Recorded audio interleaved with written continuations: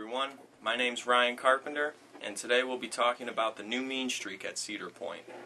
Yesterday I was allowed to go out to Cedar Point to be one of 50 lucky winners who were chosen to view the POV animation of the new ride they're building. As most of you already know, Rocky Mountain Construction has been redesigning and rebuilding the ride.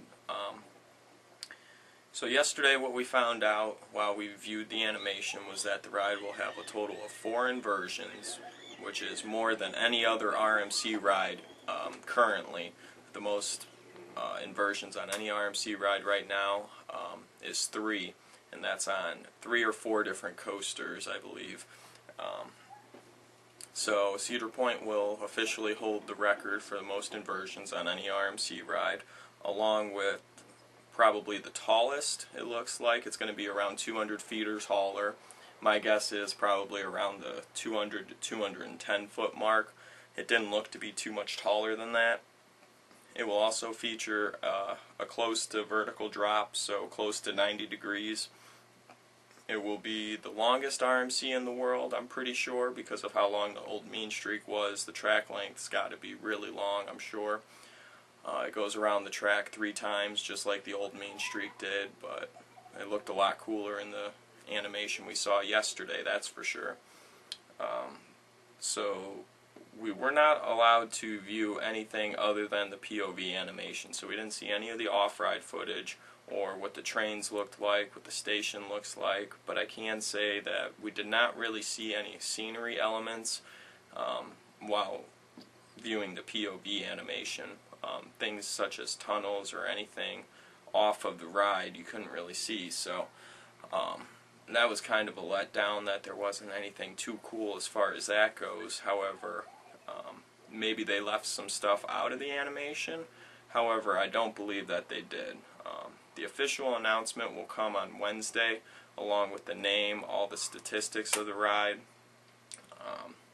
But we can say for sure that it's going to be breaking multiple world records for the tallest, longest, fastest, most inversions, steepest drop on any RMC ride. So that's 5 right there. Everybody inside the theater yesterday were all talking about the different things they wrote for their stories, and it was quite funny to hear what some people wrote about. One guy even said he wrote about being a hobo coming in on a train.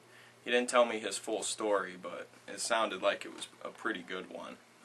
For me, I just wrote a poem, and for those of you who want to know why my entry was chosen to be one of the winners, this is what I wrote. Frontier Town is the best place to live because of the new sheriff in town. He doesn't stop blazing the trails until the sun goes down. He twists and turns like his neighboring horse. I know he will greet his foes with a box of remorse. Now, the first sentence, talking about the new sheriff in town, referred to Tony Clark in an interview. He was wearing a sheriff's hat and a deputy badge, it looked like, so that was where I got the sheriff part from. The second sentence, he doesn't stop blazing the trails until the sun goes down, came from all the speculation of what the ride was going to be called originally, and I've even titled some of my previous videos Railblazer because I wanted to be the first one to actually have it titled that on YouTube. Now, we're pretty sure that that's not going to be the name of the ride. It's going to be the name of a different ride out in California, so I'll probably end up changing the titles to all those videos, but that's how I got the second sentence for my little poem that I wrote. The third sentence, he twists and turns like his neighboring horse, obviously refers to the ride twisting and turning kind of like Maverick does and going upside down in the same way Maverick does.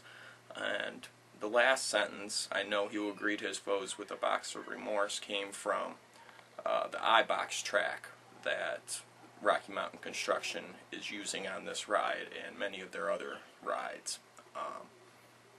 So I think that's why they chose my entries, because I kind of used all the different clues and hints that were given away over the past year, 2 years, however long it's been.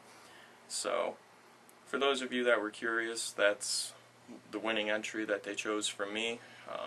my cowboy nickname was Ryan Ricochet Carpenter, and it was pretty cool to actually see my name featured on the Cedar Point website, even though many people didn't know that it was actually me. So I want to thank you all for tuning into this video.